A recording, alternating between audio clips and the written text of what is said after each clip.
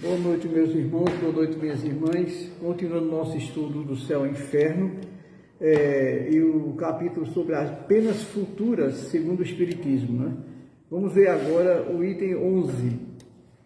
A expiação varia segundo a natureza e gravidade da falta, podendo, portanto, a mesma falta determinar expiações diversas, conforme as circunstâncias atenuantes ou agravantes em que for cometida.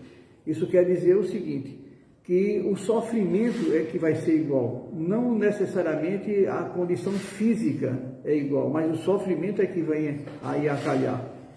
O 12, não há regra absoluta, nem uniforme quanto à natureza e duração do castigo.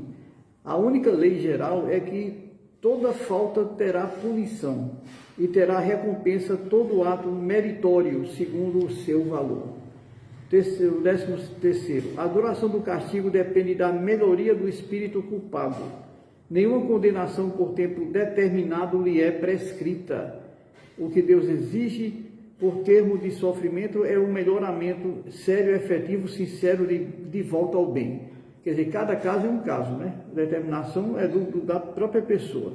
Deste modo, o espírito é sempre o árbitro da própria sorte, podendo prolongar os sofrimentos pela pertinácia do mal ou suavizá-lo e atenuá-los pela prática do bem. Deste modo, o espírito é sempre árbitro da sua própria sorte, né? Uma condenação por tempos predeterminados teria o duplo inconveniente de continuar o martírio do espírito renegado ou de libertá-lo do sofrimento quando ainda permanecesse no mal. Ora, Deus é justo, só pune o mal enquanto existe o mal, e deixa de punir quando ele não mais existe. Por outra, o mal moral, sendo por si mesmo a causa de sofrimento, fará este durar enquanto subsistir aquele, ou diminuirá a intensidade à medida que ele decresça. À medida que o mal vai se esvaindo, né, a pessoa vai sentir a benécia da bondade divina. Dependendo da melhoria do espírito, a duração do castigo e o culpado que jamais melhorasse sofreria sempre e para ele apenas seria eterna. Isso aí é a mentalidade do Vaticano, né, que criou isso aí, né? Uma pena no inferno. Uma condição inerente à inferioridade dos espíritos é não obrigarem o termo da provação, acreditando eterna como eterno lhe parece devia ser um tal castigo. Vemos aqui agora o 16º. O arrependimento, conquanto seja o primeiro passo para a regeneração, não basta por si só. São precisas a expiação e a reparação. O arrependimento, expiação e reparação constituem, portanto, as três condições necessárias para apagar os traços de uma falta e suas consequências. O arrependimento suaviza os travos da expiação, abrindo pela esperança o caminho de reabilitação. Só a reparação, contudo, pode anular o efeito, destruindo-lhe a causa. Do contrário, o perdão seria uma graça, não uma anulação. Aqui nós temos realmente que só se paga o mal com o bem, né? Se a pessoa cometeu o mal e agora faz o bem para poder anular o mal que fez, né? O 17º. O arrependimento pode dar-se por toda parte e em qualquer tempo. Se for tarde, porém, o culpado sofre por mais tempo. Até os últimos vestígios da falta desapareceram, a expiação consiste nos sofrimentos físicos e morais, que eles são consequentes, seja na vida atual, seja na vida espiritual, após a morte ou ainda em nova existência corporal. Quer dizer, a pessoa sofre aqui, pode sofrer lá na erraticidade e ainda voltar aqui para continuar a expiação, que se não for expiado essa falta dele, né? A reparação consiste em fazer o bem àqueles a quem se havia feito mal. Quem não repara os seus erros numa existência, por fraqueza ou má vontade, acha-se numa existência ulterior em contato com as mesmas pessoas que lhe tiverem queixas, e em condições voluntariamente escolhidas, de modo a demonstrar reconhecimento e fazer-lhes tanto bem quanto mal lhe tenha feito. Nem todas as faltas acarretam prejuízo direto e efetivo. Em tais casos, a reparação se opera fazendo-se o que deveria fazer e foi descuidado. Cumprindo os deveres desprezados, as missões são preenchidas, praticando o bem em compensação ao mal praticado. Isto é, tornando-se humilde e se tenha sido orgulhoso, né? Amável se tenha sido austero, caridoso se tenha sido egoísta, benigno se tenha sido perverso, laborioso se tem sido ocioso, útil se tem sido inútil, frugal se tem sido intemperante, trocando em sua suma por bons os maus exemplos que fizeram. E desse modo progride o espírito, aproveitando-se do próprio passado. O 18º. Os espíritos imperfeitos são excluídos dos mundos felizes, cuja harmonia perturbariam.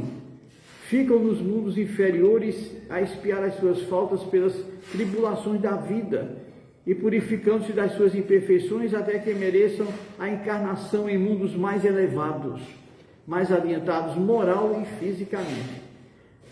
Se por conceber um lugar circunscrito de castigo, né, se pensasse desse jeito, tal é, sem dúvida, nesses mundos de expiação, em torno dos quais os espíritos imperfeitos desencarnados à espera de novas existências que lhe permitam reparar o mal, auxiliando no progresso. E a pessoa não merece estar no planeta mais, que tem um certo nível, ele vai para outros mundos mais inferiores, para poder expiar as faltas que fez, né? Como o espírito tem sido o livre-arbítrio, né, o progresso às vezes se torna lento e tenaz, a sua obstinação no mal. Nesse estado pode persistir anos e séculos, vindo por fim o momento em que sua contumácia se modifica pelo sofrimento e, a despeito de sua jactância, reconhece o poder superior que o domina. Então, desde que se manifestam os primeiros vislumbres de arrependimento, Deus lhe faz entrever a esperança. Nem há espírito incapaz de nunca progredir, votados à eterna inferioridade, o que seria negação da lei do progresso, que provisionalmente rege todas as criaturas.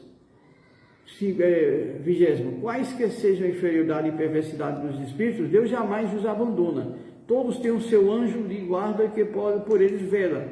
Na persuasão, né, e nos bons pensamentos, o desejo de progredir, e bem assim de esperar o movimento da alma, com que se esforçam para reparar em nova existência o mal que praticaram. Contudo, essa interferência do guia faz-se quase sempre ocultamente e de modo a não haver pressão, que o espírito deve progredir, não deve progredir por impulso, e sim pela sua própria vontade, nunca por qualquer sugestão. Quer dizer, o espírito bom, ele não se aproxima de uma pessoa para criticar, nem fazer nada, ele apenas sugere o bom, né?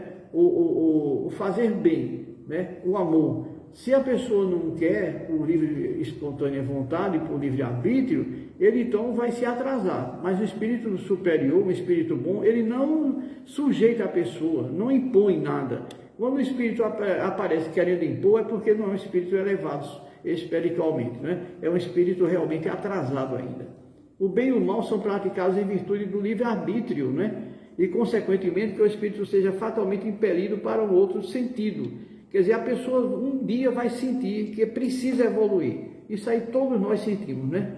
Entendeu como é que é? Que o espírito seja fatalmente impelido para outro sentido, persistindo no mal, sofrerá as consequências por tanto tempo, quando durar a persistência do mesmo modo, que dando um passo para o bem, sente imediatamente benéficos efeitos. Eu sempre digo ao meu neto o seguinte, eu aponto o certo e aponto o errado, né? Eu digo, você é que tem que se melhorar, ninguém vai melhorar você. Você é que tem que ter consciência dos seus erros e repará-los, a fim de evitar o mal, entendeu? E sempre a pessoa deve fazer isso, educar, é ensinar sem machucar. Eu sou um educador, ensinei muitos dos anos, entendeu? E sei disso. Educar é ensinar sem machucar. Esse negócio de bater, principalmente em criança, não existe isso, né? Não existe isso. Bem diz alguém que há muito tempo já, né, que a violência atrai violência. Não adianta a pessoa estar batendo em criança. Não adianta. É educar, fazer ver o mal que está fazendo. E vai recair sobre ele se persistir. E ele mesmo é que tem que se aprimorar espiritualmente. Não adianta a pessoa dizer, isso aí é errado, não. Você tem que dizer, tem que pegar a criança e dizer, olha, você é que tem que se corrigir, fazer o bem, porque vai ter consequências negativas na sua vida. Então tem que fazer a criança assimilar isso, né? Aqui tem uma observação. Erro seria supor que, por efeito de tal lei do progresso, a certeza de atingir ser turtada à perfeição e a felicidade pode estimular a perseverança no mal, sob a condição do ulterior arrependimento. Primeiro, porque o espírito inferior não se apercebe do termo de sua situação. E segundo, porque, sendo ele o autor da própria infelicidade, acaba por compreender que de si depende fazê-lo cessar. Que por tanto tempo quanto perseverar no mal será infeliz, e finalmente que o sofrimento será em término, se ele próprio não lhe der fim. Seria, pois, um cálculo negativo cujas consequências o espírito seria o primeiro a reconhecer. Com o dogma das penas irremessíveis é que se verifica precisamente em tal hipótese, visto que é para sempre interdita qualquer ideia de esperança, não tendo, pois, o homem interesse em converter-se para o bem, pois ele não tem proveito. Aí a gente tem uma parte que você vai dizer assim, o proveito, ele vai ter que ter consciência, o proveito todo está na consciência de cada um. Não é?